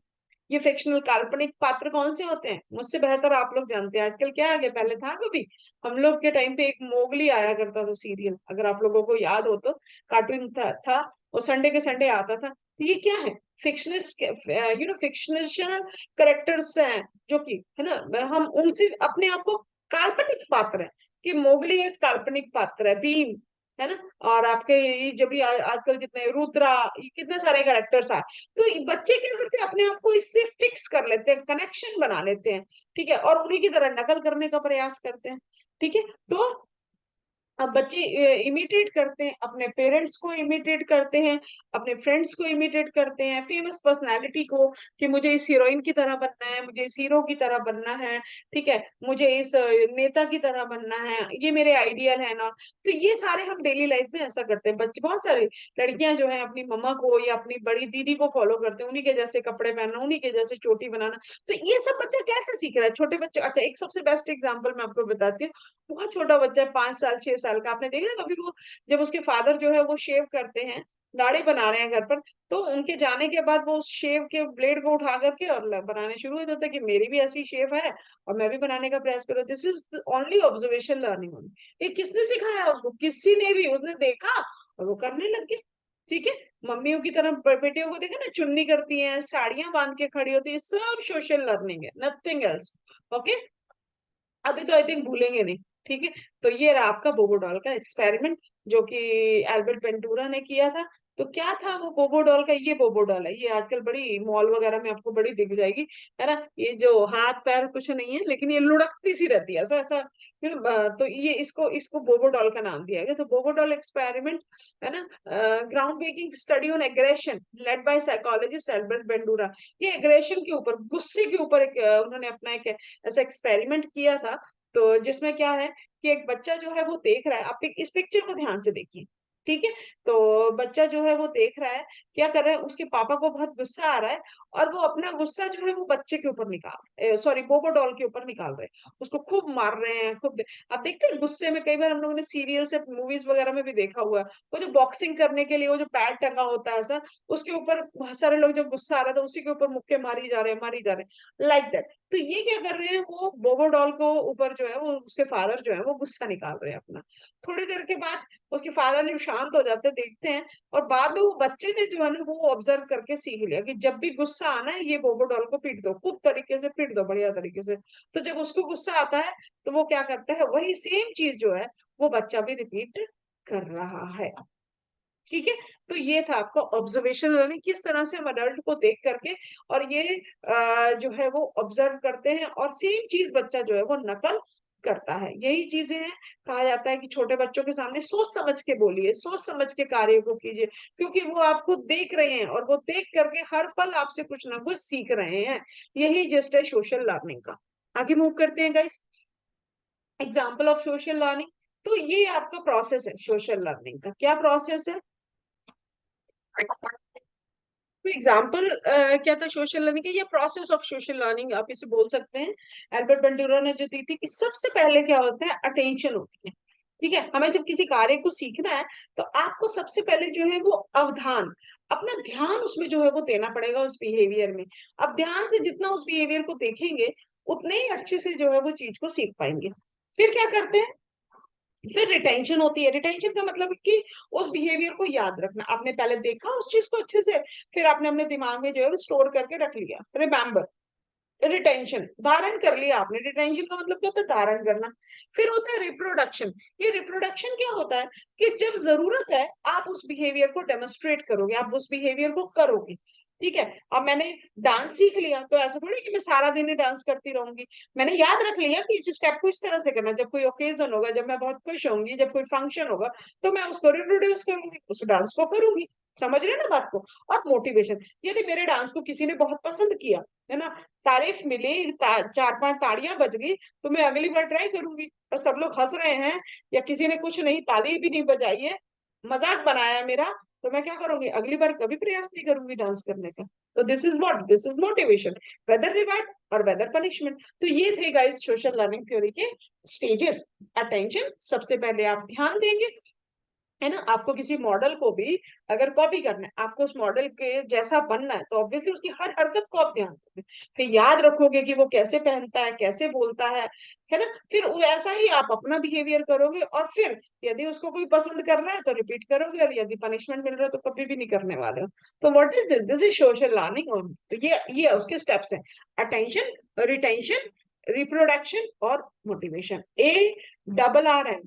ठीक है, ARRM। ओके, आगे मूव करते हैं गाइस। अब नेक्स्ट कौन आ रहे हैं? तो हाँ सॉरी, पहले इसकी इम्प्लीकेशन देख लेते हैं, क्योंकि विदाउट एजुकेशनल इम्प्लीकेशन किसी भी लर्निंग थ्योरी का कोई फायदा नहीं। कई बार डायरेक्टली आपसे पूछा जाता है कि ये लर्निंग थ्योरी की एजुकेशनल इम्प्लीकेशन क्या है, 2 नंबर या 5 नंबर के क्वेश्चन में। ठीक है, और यदि मैं बीएड की बात करूं तो बीएड में तो पूरा का पूरा ही आपका 16 नंबर का क्वेश्चन आता है, as per MD university pattern. ठीक है, तो अलग अलग पैटर्न है। तो बस फिर मैं ये हमेशा यही कहती हूँ कि कंसेप्ट क्लियर है, आप चाहे उसे 1 नंबर का बनाइए, 5 का बनाइए, 10 का बनाइए, या 16 नंबर का क्वेश्चन बनाए, जितना जैसा दिल करे बना। कंसेप्ट आपका क्लियर होना चाहिए, मैटर आपके पास प्रॉपर वे में होना चाहिए। प्रेजेंट करना तो आप कलाकार हो, आप उसको कैसे भी प्रेजेंट कर सकते हो। नो, एजुकेशनल इम्प्लीकेशन क्या है, एप्लीकेशन क्या है? Role modelling, teachers become powerful role models by demonstrating desired behaviour and attitude. क्यों टीचर को क्यों इतना इंपॉर्टेंट बताया? क्योंकि टीचर जैसा चाहता है बच्चे का बिहेवियर मेरे होना चाहिए, वैसा आपका खुद का होना चाहिए। आप चाहते हैं आपका बच्चा सच बोले, तो आपको पहले खुद सच बोलना होगा, है ना। आप चाहते हैं आपका बच्चा वेल ड्रेस्ड हो, तो टीचर्स को वेल ड्रेस्ड होना होगा, है ना। अब वो टीचर चाहे स्कूल टीचर हो, कॉलेज टीचर हो, या मम्मा क्यों ना, माँ भी तो एक टीचर है ना। तो माँ जैसा चाहती है मेरा बच्चा बने, पहले तो माँ को उसको बिहेवियर में ढालना होगा। यही चीज पेरेंट्स को कहा जाता है ना, आप अपने बिहेवियर को बच्चों के सामने गाली मत दीजिए। आपने ये बात भी कई बार स्टोरी सुनी होगी कि, है ना, जो माता पिता या एक मदर ने जो है माँ पिता को खाना दिया, बच्चा देख रहा था, पिता को खाना जो है वो पसंद नहीं आया, या नमक बहुत तेज हो गया, उसने उठा करके थाली फेंक दी। ठीक है, अगली बार माँ ने बच्चे को खाना दिया, फिर किसी दिन, ठीक है, बच्चे ने क्या करा, ध्यान से उसको देखा, फिर उसको अपने दिमाग में स्टोर कर लिया कि जब भी खाना पसंद ना आए और आपको बहुत गुस्सा आए, तो आप क्या करो, थाली को उठा करके फेंक दो खाने की। ये उसने अपने दिमाग में धारण करके रख लिया। क्लियर होगी बात? और फिर क्या करा, फिर उसने, जब ऐसा कभी उसके साथ हुआ कि मम्मा ने फिर कभी उसे खाना दिया और वो खाना उसकी पसंद का नहीं था, उसको अच्छा नहीं लगा, तो उसने सोचा पापा भी तो ऐसे ही करते, खाना उठा के फेंक देते। बच्चे ने भी सेम चीज करी, बच्चे ने भी सेम बिहेवियर करा। तो इसीलिए कहते हैं बच्चों के सामने ना तो मिस यूज किसी भी तरह का गलत वर्ड का प्रयोग करिए, ना ही गलत व्यवहार का प्रयोग करिए। वो हर पल आपसे को देख रहा है, हर पल आपसे कुछ सीख रहा है, और वो वैसा ही बनेगा, आपकी ही रिफ्लेक्शन बनने वाले। और ये रिफ्लेक्शन वर्ड किसने दिया? ये सोशल लर्निंग ने ही तो दिया। Peer collaboration encourages collaborative activities, allow students to learn from their peer. Peer tutoring भी इसी की ही देन है, सोशल लर्निंग की। हम अपने पीयर से, अपने साथियों से सीखते हैं। वो पीयर आपका क्लासमेट हो सकता है, वो पीयर आपसे बड़े हो सकते हैं, सिबलिंग्स हो सकते हैं, छोटे हो सकते हैं, भाई बहन हो सकते हैं, कोई भी हो सकता है। ठीक है, कंस्ट्रक्टिव फीडबैक की बात कर रहे हैं कि फीडबैक कैसा मिलेगा, आप जो कार्य कर रहे हैं उसका फीडबैक। अभी खाने की प्लेट उठा के फेंकोगे तो कैसा फीडबैक मिलेगा? थप्पड़ मतलब पड़ने वाला है ना। तो इसका मतलब है दोबारा ये बिहेवियर कभी भी मत करिएगा। ठीक है, तो रियल वर्ल्ड से आपको कनेक्ट करता है, सिर्फ किताबों में नहीं कि मैम ने क्लास में पढ़ा दिया ऐसा होता नहीं, ये रियल वर्ल्ड से सोशल लर्निंग वास्तविकता क्या है उससे कनेक्ट कर रहा है आपको। तो दिस इज द एजुकेशनल, इसीलिए ये हमारे सिलेबस में डाला गया है। तो हमें बच्चों को भी तो वास्तविकता से कनेक्ट करना ना। ठीक है, तो this is social learning. Clear हो गई बात? आगे मूव करते हैं। अब कौन आ रहे हैं जी? अब आगे वाइगोत्स्की साहब, लेव Vygotsky, social cultural learning theory इन्होंने दी है, वाइगोत्स्की की थ्योरी। तो ये है वाइगोत्स्की अंकल जी, इनसे भी मिल लीजिए। ठीक है, तो आगे मूव करते हैं गाइस। है ना, पिक्चर्स देखोगे ना दो तीन बार जब वीडियो देखोगे तो इनकी पिक्चर्स आपको याद आ जाएंगी, इनके साथ आपका एक कनेक्शन बन जाएगा। इनको तो हमने कहीं देखा हुआ है, कहीं मिले हुए हैं। जैसे ही वाइगोत्स्की एग्जाम में आएगा इनकी इमेज आपके दिमाग में आ जाएगी। Anyway, joke apart, name of the theory क्या है? Social cultural learning theory. नाम से समझिएगा, सोशियो कल्चरल लर्निंग थ्योरी। ठीक है, तो आपका सांस्कृतिक, ठीक है, सामाजिक सांस्कृतिक जो है वो सीखने का सिद्धांत आपका क्या है? तो वाइगोत्स्की की सोशियो कल्चरल थ्योरी ये क्या कहती थी? Of human learning describe that learning as a social process and the origination of human intelligence in society और कल्चर। वो क्या कहते हैं? लर्निंग क्या है? एक सोशल प्रोसेस है। क्या है? एक सामाजिक। तो वाइगोत्स्की क्या कहते हैं कि मनुष्य कैसे सीखता है? सामाजिक प्रक्रिया है। सोशल लर्निंग को उन्होंने सामाजिक प्रक्रिया बोल दिया, क्योंकि समाज में रह के तो सीखोगे। क्योंकि लर्निंग, आपको याद है पहली स्लाइड मैंने क्या बोला था? हम क्यों सीख रहे हैं? हम अपने आसपास के वातावरण में एडजस्टमेंट करने के लिए सीख रहे हैं। बुद्धि का यही काम है। इंटेलिजेंस क्या है? जो आपको अपने आसपास के एनवायरनमेंट में एडजस्ट करना सिखा रही है। यही कनेक्शन है ना बुद्धि का। ठीक है, तो यही बोल रहा है कि सीखना क्या है? वो एक सामाजिक प्रक्रिया है, समाज में रहते हुए आप सीख सकते हैं। समाज के लिए ही तो सीखना है, समाज में एडजस्ट होने के लिए ही सीखना है। And the origination of human intelligence in society of और एंड कल्चर। ठीक है, मानव बुद्धि की उत्पत्ति के रूप में वर्णित किया है समाज या संस्कृति में।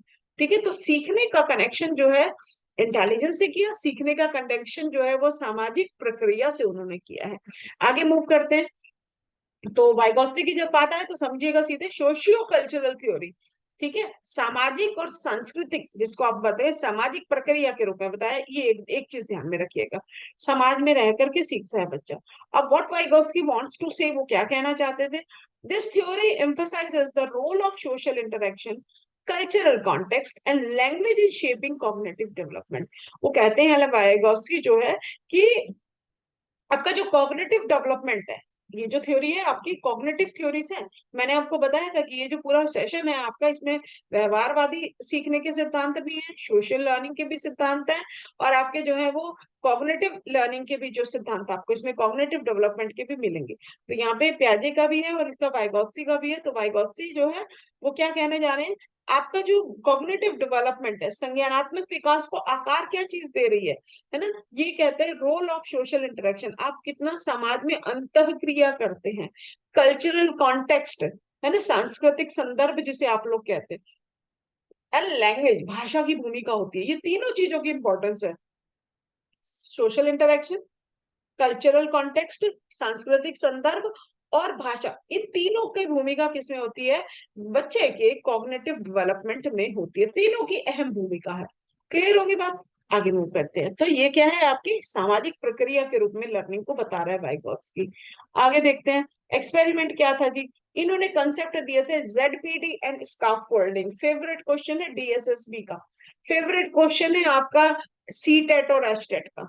एस्टेट आने वाला है, तो ध्यान दीजिएगा, ये बड़ा फेवरेट क्वेश्चन है। आपकी जो चाइल्ड सीडीपी है आपका, जो इस कंपोनेंट का बड़ा इंपॉर्टेंट है, जेडपीडी। ये जेडपीडी क्या होता है? ठीक है, जोनल प्रॉक्सिमल डिस्टेंस।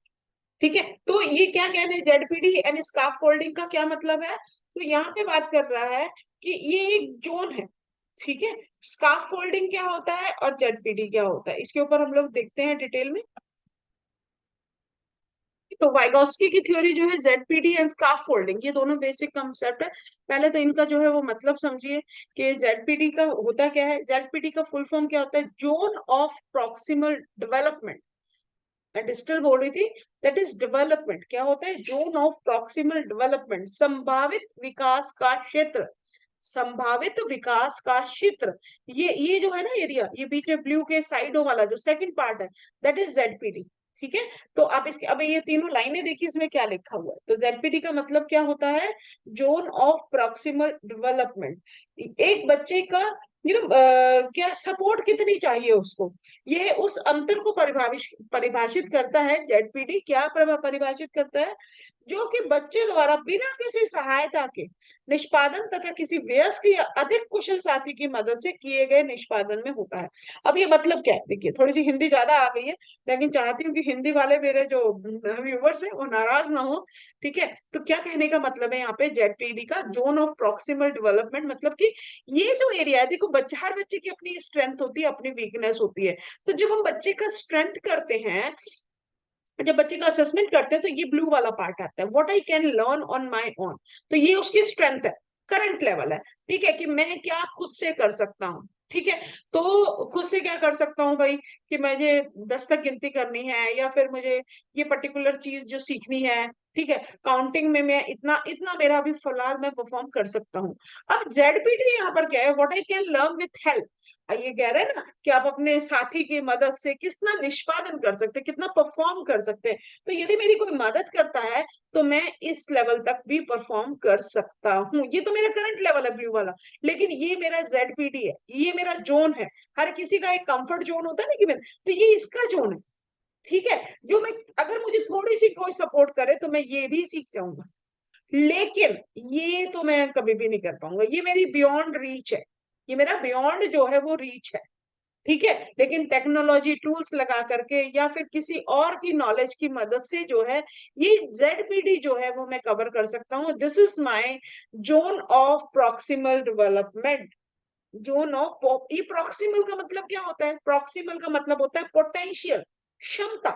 ठीक है, तो मेरे अंदर ये इतनी क्षमता और है, यदि मेरी कोई थोड़ी सी मदद कर दे, तो ये है आपका संभावित विकास का क्षेत्र। क्या संभावना है, कहते हैं ना, ये असेसमेंट करी तो ये कितना बच्चा कर लेगा, इसकी संभावना कितनी है, तो ये संभावना ही जेडपीडी होती है। लेकिन कभी भी ये बच्चा यहाँ तक ये वाली चीज नहीं कवर अप कर पाएगा।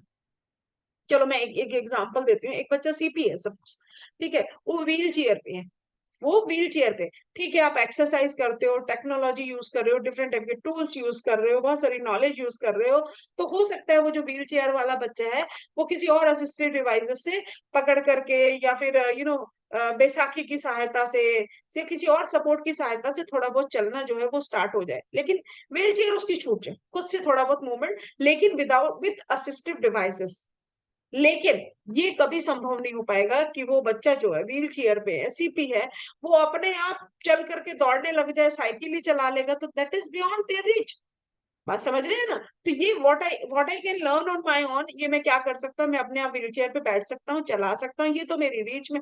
लेकिन मैं कर क्या सकता हूँ, अगर आप मुझे सपोर्ट करते हैं, तो मेरे अंदर इतनी संभावना है कि मैं जो है वो व्हील चेयर को छोड़ करके किसी और असिस्टेड डिवाइसेस से थोड़ा सा इंडिपेंडेंट हो सकता हूँ। लेकिन आप बोलो कि मैं कभी खुद चल पाऊंगा, तो ये possible, that is beyond my reach. बात समझ रहे? This is ZPD. क्या है ये? जेडपीडी। अब एक और चीज आ रही है यहाँ पर, स्काफ फोल्डिंग। ये स्काफ फोल्डिंग क्या होती है? This is like prompting. Scarf folding का हिंदी में मतलब होता है, स्काफ फोल्डिंग मतलब ढांचा निर्माण। अब ये किस चीज का ढांचा निर्माण कराना है? आप इसे और हिंदी में कह सकते हैं अस्थायी सहयोग। स्काफ फोल्डिंग को क्या कह सकते हैं? अस्थायी सहयोग। ये अस्थायी सहयोग क्या होता है? ठीक है, तो बच्चे को जो हम सहायता दे रहे हैं, आप लोग देते हैं ना बच्चों को प्रॉम्प्टिंग दे रहे हैं, वीपी, जीपी, पीपी, ये सारी चीजें दे रहे हैं। It refers to the support given to students for learning in problem solving. उसकी प्रॉब्लम्स को सॉल्व करने में या फिर सीखने में बच्चे को जो दी जाने वाली सहायता है वो है आपकी स्काफ फोल्डिंग।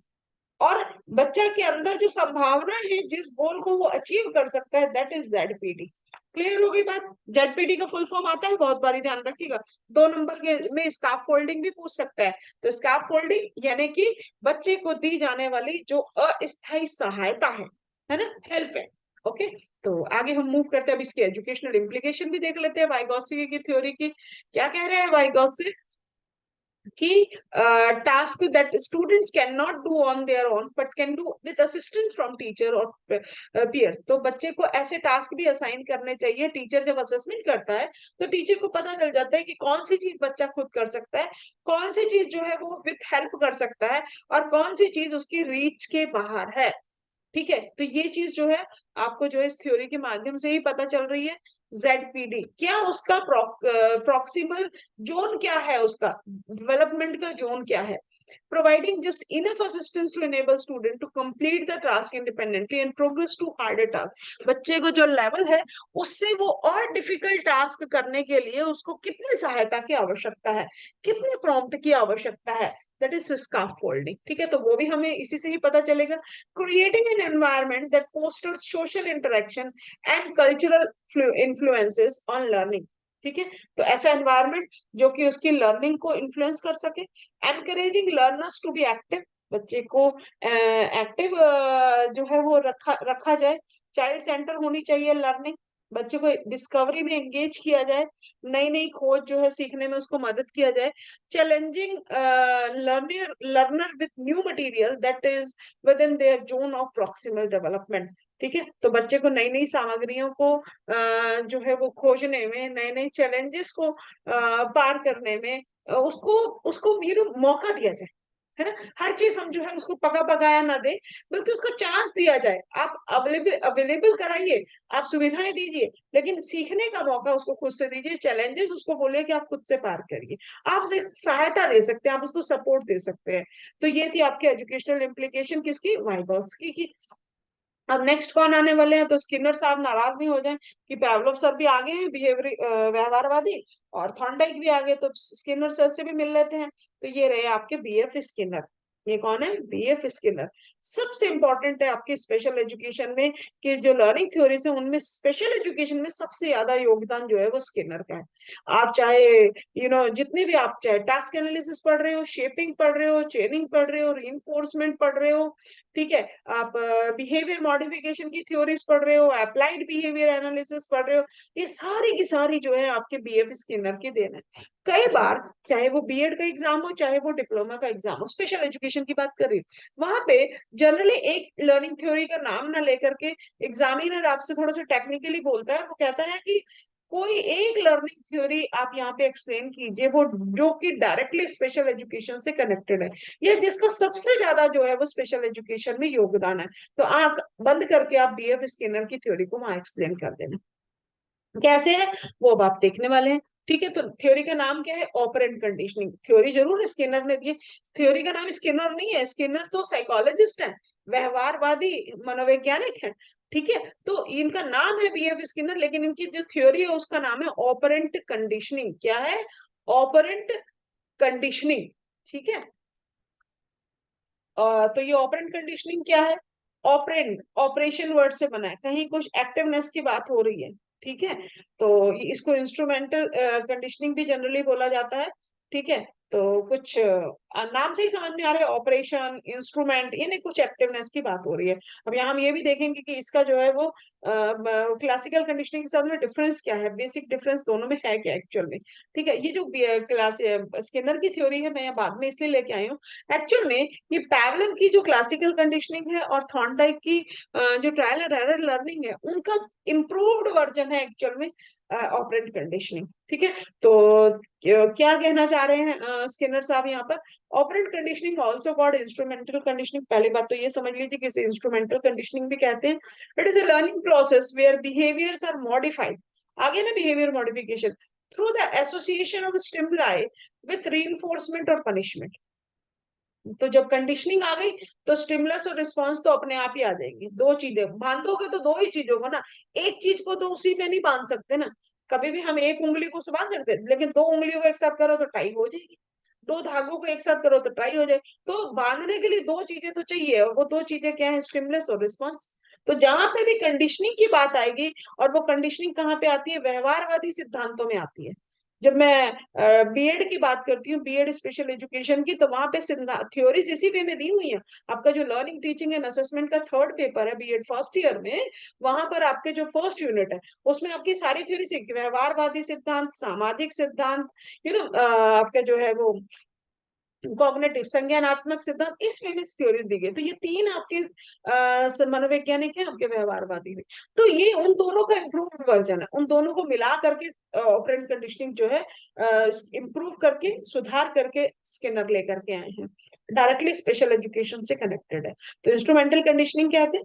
इसमें वो कहते हैं कि व्यवहार सुदृढ़ होता है। कैसे सुदृढ़ होता है? बहुत स्ट्रांग हो जाता है सजा के साथ और रीइंफोर्समेंट के साथ में, पनिशमेंट और रीइंफोर्समेंट के साथ में। ठीक है, तो अब ये कैसे भाई सुदृढ़ हो रहा है? रीइंफोर्समेंट के साथ में तो सुदृढ़ होता है, पनिशमेंट के साथ में कैसे सुदृढ़ हो रहा है? ठीक है, तो ये रीइंफोर्समेंट की बात कर रहे हैं यहाँ पे, तो रीइंफोर्समेंट भी इसी इसी की देन है। डेली लाइफ में एग्जांपल दे देते हैं, जैसे student tends to complete his or her homework daily because he she knows that he will be rewarded with a candy or praise behaviour. एक बच्चा होमवर्क करता है, क्यों करता है उसको होमवर्क? क्योंकि क्लास टीचर कल उसके क्लास में जो है वो क्लैपिंग कराने वाली है। ठीक है, होमवर्क करने से टीचर बड़ी खुश हो जाएगी, होमवर्क करने से मम्मा जो है उसको टॉफी देने वाली है, होमवर्क करने से मम्मा जो है वो चॉकलेट देगी या खुश हो जाएगी। तो ये सारी चीजें प्रेज एक बिहेवियर है ना, सोशल रिवार्ड है। तो ये क्या हो रहा है? होमवर्क करने से ये सारी चीजें उसको मिलने वाली, इसीलिए वो होमवर्क कर रहा है। तो एक पॉजिटिव बिहेवियर करने के पीछे क्या चीजें काम कर रही हैं, व्यवहार को क्या सुदृढ़ कर रहा है, तो वो है आपकी ऑपरेंट कंडीशनिंग। अब इन्होंने एक्सपेरिमेंट किया था, जैसा मैंने आपको बताया कि इम्प्रूव वर्जन था आपका जो है वो ट्रायल एरर का और पैवलव की थ्योरी का। तो ये बीएफ स्किनर ने जो है कबूतर पे भी एक्सपेरिमेंट किया था, और आपका जो है वो ज्यादा जो फेमस है आपका वो है आपका चूहे वाला एक्सपेरिमेंट। तो ये जो उन्होंने स्किनर बॉक्स के नाम से इसको बनाया था, तो ये जो स्किनर बॉक्स है ये भी थोड़ा इम्प्रूव्ड था आपके जो थॉर्नडाइक के जो बॉक्स था उससे। ठीक है, इसमें थोड़ी इलेक्ट्रिक कनेक्शंस वगैरह दिए गए थे, सिग्नल्स दिए गए थे, लाइट्स था, स्पीकर वगैरह था इसके लीवर के साथ में कनेक्टेड। ठीक है, और इलेक्ट्रिक ग्रिड थी। ठीक है, डिस्पेंसर ट्यूब वगैरह था, तो ये थोड़ा सा इम्प्रूव किया गया था। ठीक है, तो किस तरह से चूहा जो है, ये एक्सपेरिमेंट चूहे पे था, कि लर्न करता है associate behaviour pressing lever with reward of food plate. तो यहाँ पे क्या हो रहा है कि वो जो चूहा है वो क्या कर रहा है, उसको इस फूड प्लेट को पाने के लिए कुछ ना कुछ एक्टिविटी करनी होगी। अब मैं यहाँ पे आपको थोड़े से उसमें एग्जांपल में बताना चाह रही हूँ कि दोनों में डिफरेंस क्या है। हालांकि ये फुल सेशंस जब मैं एप्लीकेशन पे करवाती हूँ तो मैं वहां पे इन दोनों का बेसिक डिफरेंस 1 to 1 करके भी आएगा। ठीक है, तो वहां पे बताया गया, लेकिन यहाँ पे मैं सिर्फ आपको इतना अंतर यहाँ पे बताना चाहूंगी कि जो क्लासिकल कंडीशनिंग है वहां पे वो जो प्राणी है, वो जो डॉग की हम बात करें तो उसने करा था, तो वहां पे उसको कोई एक्टिव रहने की जरूरत नहीं है, वो तो सिर्फ बस पैसिव है, उसको कुछ करना नहीं है। स्टिमुलस आएगा और रिस्पॉन्स अपने आप हो जाएगा। ठीक है, रिस्पॉन्स उससे कनेक्टेड है, उसके लिए कोई मेहनत करने की जरूरत नहीं है, ऑटोमेटिकली होगा। वो जो रिस्पॉन्स है वो नेचुरल आ रहा है या कंडीशनल आ रहा है। लेकिन यहाँ पर क्या है, यहाँ पर चूहे को भोजन प्राप्त करने के लिए, वो जो भोजन जो उसका फूड पैलेट जो रिवार्ड है, पुरस्कार है, उसको करने के लिए उस लीवर को प्रेस करने का बिहेवियर सीखना होगा। जबकि डॉग को कुछ नहीं करना हो रहा, डॉग के आगे तो बस भोजन आता है, चाहे वो रामू लेकर के आए, चाहे वो क्या बोलते हैं पैवलव लेकर के आए, उसका सलाइवा अपने आप आने लग जाता है। यदि घंटी बज रही है तो वो सलाइवा नहीं देता है, तो कुछ करना नहीं है वहां पे। तो वहां जो है ना, प्राणी जो है वो पैसिव है, निष्क्रिय है। लेकिन स्किनर ने ऑपरेंट करनी, क्योंकि इंस्ट्रूमेंट की बात आ रही, ऑपरेंट का मतलब क्या होता है? सक्रिय, है ना? तो ये सक्रियता क्या है, यानी कि आपको कुछ करने के लिए, कुछ पाने के लिए कुछ करना होगा। तो पाना क्या है यहाँ पे? भोजन। भोजन के लिए उस चूहे को पहले लीवर प्रेस करना ही होगा, तभी भोजन मिलेगा, अदरवाइज बैठा रहे पिंजरे में भूखा ही बैठा रहेगा। बात समझ रहे हैं? तो ये है आपकी ऑपरेंट कंडीशनिंग। तो स्किनर बॉक्स के नाम से कहते हैं कि स्किनर ने ऑपरेंट कंडीशनिंग में कौन सा, तो स्किनर बॉक्स को यूज किया था। नाम पूरा बीएफ स्किनर, सेम वही है कि उसको उसको चूहे को उसमें रख दिया गया था, तो पहले इधर उधर दाएं बाएं ये सब चीजें करता है, फिर जो है वो लीवर प्रेस हो जाता है। ऐसा बड़ी बार किया जाता है, तो धीरे धीरे देखता है कि वो जो है वो लीवर को प्रेस करना चूहा सीख जाता है। ठीक है, क्योंकि उसको वो रिवार्ड चाहिए। ठीक है, उसको वो रिवार्ड जो है वो चाहिए। ठीक है, तो ये था आपका एक्सपेरिमेंट ऑपरेंट कंडीशनिंग का। उसके बाद एग्जाम्पल ऑपरेंट कंडीशनिंग का डेली लाइफ में हम लोग बहुत यूज करते हैं। जैसे कि हम बच्चा जो है नियमित रूप से अपने कमरे को साफ करना सीख जाता है। क्यों? क्योंकि उसे हर बार सफाई करने पर टीवी देखना जो है वो पुरस्कार के रूप में मिलता है। मम्मा क्या कहती है, होमवर्क करा है, अभी ये जो कमरे में जितना भी सामान बिखरा है उसको सबको साफ करना है आपने। क्यों करना है? क्योंकि ये करने के बाद में आपको टीवी 10 मिनट एक्स्ट्रा देखने के लिए दिया जाएगा, और टीवी देखना उसको बड़ा पसंद है ना। आप अपना पूरा खेलने का कमरा बढ़िया से बिल्कुल एक ए टू जेड सारी जगह सामान पे रख दो। सामान जो है जगह पे रखिए, तो आपको जो है आधा घंटा साइकिल चलाने के लिए दी जाएगी। तो जनरल मदर पे ये सब चीजें हम लोग डेली लाइफ में यूज करते हैं, आप सब जानते हैं इस चीज को।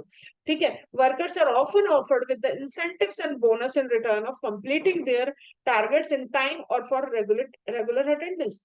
तो आप चाहे जॉब की बात करें, है ना, दिवाली का टाइम आ रहा है, बोनस मिलते हैं ना, इंसेंटिव्स मिलते हैं, तो कुछ टारगेट्स दिए जाते हैं कंपनीज के द्वारा कि आपको ये टारगेट कंप्लीट करना है, या अटेंडेंस रेगुलर रखनी है अपने।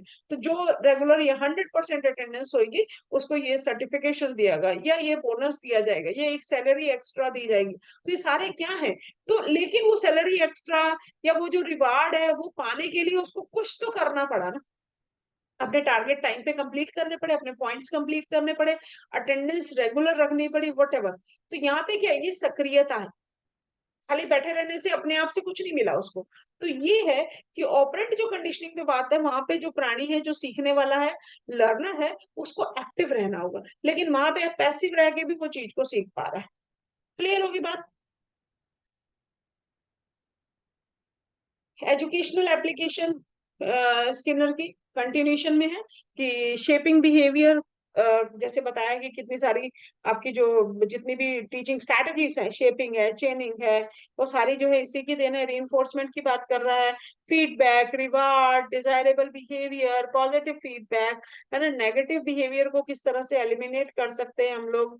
ठीक है, तो वो सारी चीजें क्या, बिहेवियर को मॉडिफाई करना, प्रोग्रेस को मॉनिटर करना, तो सारे जो है वो कहीं ना कहीं स्किनर की थ्योरी की ही देन है, सारे कंसेप्ट इसी की ही देन है। ठीक है, प्रोग्राम इंस्ट्रक्शन ध्यान रखिए, ये बहुत इंपॉर्टेंट है। Programme instruction, step by step हम किस तरह से एक एक छोटे छोटे स्टेप्स को किस तरह से हम बच्चे को सिखा रहे हैं, इंस्ट्रक्शंस को किस तरह से प्रोग्राम बना करके, प्रोग्राम इंस्ट्रक्शन है ना, इमीडिएट रीइंफोर्समेंट जो दे रहे हैं करेक्ट आंसर देने पर। ठीक है, तो वो सारी चीजें जो है वो आपकी बीएफ स्किनर की थ्योरी की ही देन है। तो ये बहुत बड़े बड़े नाम है आपके, programme instruction, shaping, चेनिंग, task analysis, behaviour modification, reinforcement, है ना। तो ये सारे जो है किसके देन है, ये आपके सारे की स्किनर की थ्योरी की देन है। तो डायरेक्टली कनेक्टेड है स्पेशल एजुकेशन से आपकी। लास्ट आ गए जीन पे आ जाए जी, अब इन्हें कैसे नाराज कर सकते हैं, ये तो मोस्ट फेवरेट है आपके DSSS के सी टेट वाले अंकल जी के, जो हमारे पेपर बनाते हैं। तो इनकी स्टेजेस के बिना तो उनका क्वेश्चन पेपर ही नहीं पूरा होता है। आप उठा के देख लीजिए कोई पेपर, सी टेट का, एच टेट का, DSSS का, जिसमें कॉग्निटिव लर्निंग थ्योरी या जीन प्याजे की स्टेजेस ना हो थ्योरी की, मुझे बता दीजिए। एक ना एक स्टेज जरूर आएगी। तो चलिए इसे भी कर लेते हैं। तो बिल्कुल सेशन थोड़ा सा बड़ा हो गया, पर होपफुल आप लोग बोर नहीं हुए होंगे, क्योंकि बहुत ही इंपॉर्टेंट सेशन है। एक एक स्लाइड आपके जो है वो बहुत काम की है। ठीक है, तो लास्ट आपकी थ्योरी है, जीन पे आ जाए। तो स्टेजेस, इनकी जो थ्योरी का नाम है स्टेजेस ऑफ कॉग्निटिव डेवलपमेंट। ठीक है, संज्ञानात्मक विकास की क्या स्तर है, क्या स्टेजेस है। बेसिक क्या है, cognitive development occur through the interaction of innate capacities and environmental event. Nature और नर्चर की बात यहाँ पर की जा रही है कॉग्निटिव डेवलपमेंट में, जिनसे बच्चा जो है आपके जो डेवलपमेंट की स्टेजेस है उनके थ्रू जो है वो करके निकलता है। नेचर यहाँ पर क्या है, हेरिडिटी, जो आपको हेरिडिट्रिकली जो है वो जेनेटिकली पेरेंट्स से मिल रही है। और एनवायरमेंट या नर्चर क्या है, जो वातावरण है, जिस वातावरण में आप जो है वो सरवाइव कर रहे हैं। तो नेचर और नर्चर दोनों का ही भूमिका होती है बच्चे के डेवलपमेंट में। बच्चे के एक एक स्टेज ऑफ डेवलपमेंट में, बच्चे के जो स्तर होते हैं विकास के, उन सब में नेचर और नर्चर, नेचर मतलब हेरिडिटी और नर्चर मतलब एनवायरनमेंट। इसके ऊपर नेचर और नर्चर के ऊपर गाइस एक डिटेल सेशन भी है, तो आप उसको भी देख सकते हैं। ग्रोथ और डेवलपमेंट की प्लेलिस्ट है चैनल पर, आप उस पर जाकर के ये डिटेल में बड़ा ही इंटरेस्टिंग 5-7 मिनट का सेशन है, आप चाहें तो उसे देख सकते हैं। मैं लिंक याद रहा तो मैं इसको प्ले उसमें डाल दूंगी, तो वो आप चेक कर लीजिएगा। और जिन लोगों ने अभी भी चैनल सब्सक्राइब नहीं किया है, आप चैनल सब्सक्राइब कर सकते हैं गाइस, चैनल को गो थ्रू करिए। ठीक है, चैनल के नाम से रूट्स ऑफ स्पेशल एजुकेशन के नाम से प्ले स्टोर पे एप्लीकेशन भी है, आप उसे भी डाउनलोड कर सकते हैं, वहां पे फुल कोर्स आपके चल रहे हैं। और इसके साथ साथ में गाइस टेलीग्राम का भी चैनल है रूट्स ऑफ स्पेशल एजुकेशन के नाम पे, जहाँ पे लगातार DSSS की तैयारी चल रही है गाइस। तो आप PYQ हम लोग वहां पर कर रहे हैं, डेली क्विज आते हैं, तो आप उसे भी ज्वाइन कर सकते हैं। तो आइए लास्ट जो है थ्योरीज को भी हम लोग खत्म करते हैं। तो कॉग्निटिव डेवलपमेंट, जहाँ नेचर और नर्चर की बात की जा रही है, पियाजे कहते क्या थे एक्चुअल में, व्हाट पियाजे वांट टू से, एक्चुअल में उनका कहना था क्या? वो कहते हैं the sequences of the stages is universal across cultural and follows the same invariant order. वो कहते हैं कि जो स्टेजेस हैं डेवलपमेंट की, जो सीक्वेंस है ना, एक बच्चा किस किस स्टेज से होकर के निकलेगा और कैसे सीखेगा, वो यूनिवर्सल है, सार्वभौमिक है, अपरिवर्तनीय है। ठीक है, हर जगह सेम तरीके से, चाहे वो कल्चर क्रॉस करें, चाहे वो किसी भी यानी किसी भी देश, किसी भी गांव शहर कहीं का भी बच्चा हो, जो है यूनिवर्सल है, सार्वभौमिक है, हर जगह वो स्टेजेस से बच्चे को निकलना ही होगा। ठीक है, अपरिवर्तनीय है, उसको आप बदल नहीं सकते हो। ठीक है, all children go through the same stages in the same order but not all at the same rate. तो ये बड़ी इंपॉर्टेंट लाइन है भाई, सेम स्टेजेस से तो निकलेगा, इनको तो परिवर्तन नहीं कर सकते, लेकिन सब बच्चे, इंपॉर्टेंट चीज क्या है, सब बच्चे सेम स्टेजेस से निकलते हैं, लेकिन उनका जो डेवलपमेंट का रेट होता है, स्तर होता है, दर होती है, वो एक जैसी नहीं होती, किसी का कम होता है डेवलपमेंट, किसी का ज्यादा होता है, लेकिन आप निकलोगे जरूर उस स्टेज से, लेकिन आप निकलोगे जरूर। तो ये स्टेजेस क्या है, जरा इनको भी देख लेते हैं गाइस। ठीक है, तो ये हैं उनकी स्टेजेस। तो पहले एक पिक्चर के माध्यम से आपको बताने का मैंने प्रयास किया है, इसके 2-3 काफी अच्छे से मैं इसको क्लियर करने का प्रयास करूंगी। ये है आपकी वो स्टेजेस जो हर पेपर में अहम भूमिका निभाती हैं, स्टेजेस ऑफ कॉग्निटिव डेवलपमेंट। पहली है आपकी बर्थ से 2 ईयर तक की, 0 to 2 ईयर्स जिसे आप बोलते हैं सेंसरी मोटर स्टेज। फिर है 2 to 7 year pre operational stage. फिर है आपकी 7 to 11 years concrete operational stage. और फिर है आपकी 12+, 12 साल से ऊपर का, ये सारी है फॉर्मल स्टेज। एक ही एग्जाम्पल से चारों स्टेजेस को समझाने का प्रयास यहाँ पर किया गया, और वो एग्जाम्पल है आपका पानी से संबंधित, कि एक 0 से 2 साल का, याद रखिए 0 से 2 साल का बच्चा पानी से संबंधित क्या करेगा, वो क्या है उसका, उसकी एनवायरमेंट क्या है, उसको सीखने का तरीका क्या है, सेंस ऑर्गन्स, उसको क्या लेना देना, उसको तो पानी का टेस्ट पता है, पानी पीते हैं, बस इतना पता, सेंसरी मोटर। ठीक है, उसको और बाकी कुछ नहीं है, गिलास है, ये है, वो पानी है, बस खाली करना और इसको पीना है, इससे प्यास बुझ जाती है, ओके। ठीक है, अब प्री ऑपरेशनल स्टेज क्या है, ये सिंबॉलिक स्टेज होती है, 2 से 7 वर्ष का बच्चा, अब वो इंडिकेट, वो पहचान जाता है, उसको ये पता है कि ये पानी होता है, इसका रंग ऐसा होता है। ठीक है, वो इतनी सारी चीजों में से, आप कोल्ड ड्रिंक रखिए, चाय रखिए, उसमें से ये बता देगा कि ये पानी है। समझ रहे, 2 से 7 वर्ष का pre operational stage, symbolic stage जिसे आप लोग बोलते हैं। यहाँ सारा कुछ बच्चे सेंस एनवायरमेंट से इंटरेक्शन करना सीख रहे हैं। अब यहाँ आगे बात कॉन्क्रीट ऑपरेशनल स्टेज की, 7 से 11 वर्ष का, आपको कुछ नहीं करना, उस स्टेज के बच्चे को ध्यान में रखना है। तो 7 से 11 वर्ष का बच्चा क्या कर रहा है, अब ये कॉन्क्रीट, अब ये अंतर करना, छोटा गिलास, बड़ा गिलास, पानी इसमें कम, कंजर्वेशन, है ना, इसकी बात कर रहा है ना। और रिवर्स करना, भाई पानी बराबर है, इसमें ज्यादा दिख रहा है, इसमें कम दिख रहा है, ये क्यों दिख रहा है, ये है क्या, रिवर्सिबिलिटी कंसेप्ट जो आता है, कंजर्वेशन कंसेप्ट आता है, वो यहाँ पर आपकी बात हो रही है, यहाँ पे ये चीजें वो समझने लग जाते हैं। ठीक है, अब यहाँ पे फॉर्मल ऑपरेशन 12 से, यहाँ से अमूर्त चीजें भी जो दिखाई नहीं दे रही हैं, ये यहाँ ये गिलास तो दिखाई दे रहा है, पानी भी दिखाई दे रहा है कम जा, लेकिन ये नहीं दिखाई दे रहा है, ये खाली है, ये भरा है। ठीक है, हाफ क्या है, ये दोनों ही हाफ है, ये भी हाफ है, ये भी हाफ है। तो ये जो अमूर्त कंसेप्ट है ना, ये फॉर्मल ऑपरेशन स्टेज में समझेगा। तो आई होप कि बेस आपका यहाँ पे बन रहा है, स्टेजेस का क्या मतलब है, एक ही एग्जाम्पल के द्वारा, इस पिक्चर को ध्यान में रखिएगा। पहली सेंस ऑर्गन्स के थ्रू, सिर्फ सेंसेस से मतलब है, सारी चीजें सेंसेस के थ्रू सीख रहा है। फिर प्री ऑपरेशनल में सिंबॉलिक स्टेज है, सिंबॉलिक सीख करना सीख जाता है।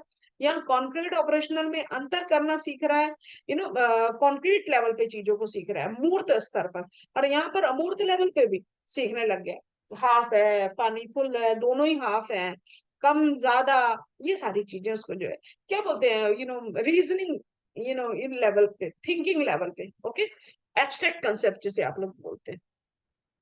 एक और लीजिए, स्क्रीन आ गई, sensory motor, pre operational, concrete operational और फॉर्मल ऑपरेशन। यदि आपसे ये स्टेजेस 2 नंबर के क्वेश्चन में पूछ लेते, यदि ये आपसे स्टेजेस 1 नंबर, 1 नंबर में तो जनरली स्टेजेस के नाम पूछता है, या तो एज दे देगा और पूछेगा भाई 0 to 2 years की स्टेज कौन सी है, 4 ऑप्शन दे देगा, टिक करिए, या फिर स्टेज का नाम दे करके एज पूछ लेगा, और या एज दे के स्टेज पूछ लेगा। एक तो उसका ये तरीका है, ये बड़ा फेमस है। और या फिर आपका जो है 2 नंबर में पूछेगा कि इस स्टेज को एक्सप्लेन करो। तो ये आई थिंक इस पूरी स्लाइड आपके इन क्वेश्चन के आंसर के लिए इनफ है। ठीक है, तो जैसा मैंने आपको बताया, birth to 2 year, sensory motor नाम से ही समझ में आ रही है, understand world through senses and action, ये ज्ञानेंद्रियों के माध्यम से अपने आसपास की दुनिया को समझते हैं। ज्ञानेंद्रिय हमारी सेंस ऑर्गन्स, 5 सेंस ऑर्गन्स है ना, इनके माध्यम से देखकर, सुनकर, चखकर, है ना, सुन, ये इनकी सेंसेस रहती हैं 0 to 2 years में, बस इससे ज्यादा की दुनिया नहीं है उनकी। Pre operational 2 to 7 understand world through language and mental images. ठीक है, यहाँ पे मानसिक जो आकृतियां हैं या फिर भाषा है, उसके आधार पर से भाषा क्या होगी, सिंबॉलिक, सिंबल के आधार पर, है ना, स्वर, व्यंजन, शब्द, ये इनके माध्यम से शब्द चीजों को सीखना शुरू हो जाता है, प्री ऑपरेशनल। फिर 7 से 12 साल में कॉन्क्रीट आ गया। कॉन्क्रीट क्या होता है, मूर्त, understand world through logical thinking and category, grouping करना, कैटेगराइज करना, कंजर्वेशन, रिवर्सिबिलिटी, इनके बेसिस पे समझना शुरू हो जाता है। ठीक है, फॉर्मल ऑपरेशनल में यहाँ पे तो बच्चे की हाइपोथेटिकली थिंकिंग, उपकल्पनात्मक, है ना, एब्स्ट्रैक्ट थिंकिंग शुरू हो जाती है। Scientific reasoning, logical reasoning, problem solving, ये सारी चीजें जो है वो 12 प्लस में जो है वो बच्चे की शुरू हो जाती है। तो ये आपकी 4 स्टेजेस हैं। ठीक है, एक और आपका ये चार्ट है जिसमें आप देखिएगा कि 0 to 2 years में आपका सेंसरी मोटर स्टेज, है ना, वर्ल्ड को सेंसेस के थ्रू, लुकिंग, टचिंग, माउथिंग, है ना, मुंह के थ्रू सारी चीजें जो भी होता है ना, छोटे बच्चे मुंह में डालेगा, सीधा खिलौना हो तो मुंह में डालेगा, उसको लगता है हर चीज को मैं टेस्ट करके ही बता सकता हूँ, टच करने की कोशिश करेगा, देखने की प्रयास करेगा। ऑब्जेक्ट कॉमननेस की चीज जो होती है, यानी कि वो चीज क्या लगती है उसको, स्ट्रेंजर एंजाइटी, अजनबी लोगों से उसको जो है वो एंजाइटी होती है एक तरह की। ठीक है, 2 to 6 years की बात है, यानी कि वो जो एक ऑब्जेक्ट है उसको लगता है कि वो वहीं पर ही है, कॉमननेस की बात आती है उसमें। ठीक है, 2 to 6 years की जो एज है, वहां पे प्री ऑपरेशनल, जैसा कि मैंने आपको बताया, इमेजेस की बात कर रहा है, प्रिटेंड प्ले, यहाँ पे बच्चा जो है ना लैंग्वेज डेवलपमेंट होता है, इगो सेंट्रिक, सिर्फ मैं अपने से बारे में ही सोचेगा बच्चा, है ना, मैं की फीलिंग ज्यादा होती है। प्रिटेंड प्ले मतलब कि रोल प्लेइंग जो होती है, छोटे बच्चे जैसे होते हैं ना, लड़कियां, है ना, दूल्हा दुल्हन का खेल खेलना, और ये इस तरह की चीजें जो है ना, गेम प्ले, है ना, और टीचर बनने का वो करेंगे, तो प्रिटेंड प्ले जो बहुत ज्यादा होते हैं, एनिमल्स के साथ में, है ना, टेडी बियर के साथ में, ये सारी चीजें जो है बहुत ज्यादा होती है, और जो भी चीज वो बोलेंगे वो सोचते हैं मेरी है ये चीजें, कैसे है, ये सब कुछ मेरा है। और 7 to 1 years कॉन्क्रीट ऑपरेशनल है, ये आपको बताया ही था। कॉन्क्रीट एनालॉजिस है, conservation, mathematical transformation, mathematical formulas, ये सारी चीजें जो है यहाँ डेवलप होती है। और ये एब्स्ट्रैक्ट थिंकिंग की है 12 प्लस की। ठीक है, एब्स्ट्रैक्ट थिंकिंग और रीजनिंग, लॉजिकल प्रॉब्लम सॉल्विंग, ये स्टेजेस हैं आपकी जनरली। तो ये था आपकी गाइस थ्योरीज। आई होप कि आपको ये सारी थ्योरीज का बेस आपको वो समझ में आया होगा, कंपैरिजन बेसिक समझ में आया होगा। थोड़ी सी टेक्निकल है, लेकिन कोशिश की है सिंपल भाषा में प्रेजेंट करने की, जिससे आपका बेसिक कंसेप्ट जो है वो क्लियर होगा। यदि आपको और डिटेल में ये सारी चीजें देखनी है गाइस, बहुत सारी बुक्स हैं साइकोलॉजी से रिलेटेड जो आपको ये टर्म्स आपको बताएंगी। और यदि फिर भी आपको एक एक थ्योरी और डिटेल में पढ़नी है, तो आप चाहें तो डिटेल सेशंस जो है, डिटेल कोर्स जो है ज्वाइन कर सकते हैं। रूट्स ऑफ एप्लीकेशन जो है, रूट्स ऑफ स्पेशल एजुकेशन के नाम से एप्लीकेशन, उसे डाउनलोड कीजिए पहले, और वहां पे जाके आप कोर्स जो है वो ज्वाइन कर सकते हैं। Thank you so much guys, stay tuned with the channel. Thank you so much for your patience, आपने इतने लंबे सेशन के लिए पेशेंस बनाए रखा। ठीक है, और जो लोग यहाँ तक पहुंचे, आई होप कि उनको थ्योरीज का जो है वो बेसिक समझ में आ गया होगा, और वो जो डर था ना लर्निंग थ्योरीज का, वो आई थिंक आपका खत्म हो गया होगा। तो thank you so much guys, stay tuned with the channel, like, share और सब्सक्राइब कर दीजिएगा गाइस, और वीडियो के अंत तक जुड़े रहने के लिए थैंक यू।